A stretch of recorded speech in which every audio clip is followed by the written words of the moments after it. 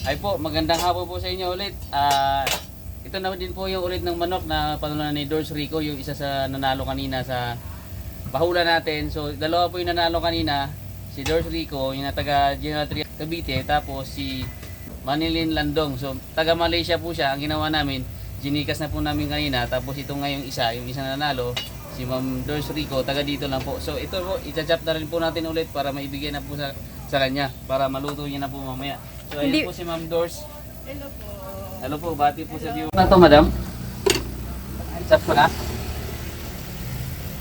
Hello mga followers. Dito ako, mga katim. Dito lang ako. Dito kayo like and follow and share po. Dito lang si Dors Rico. Si Madam Dors Rico po, Kilala sa ako. nanalo ngayon. Si Mami Ay Vlog. Tapos si Cecil. Marami sa ko ng lahat. Dito po kayo, nandito ako. Pa-shoutout daw po, sinoutout po ni Madam yung mga kakilala niya po. Shoutout po. Mami Ay Vlog at saka si Cecil Cagneti.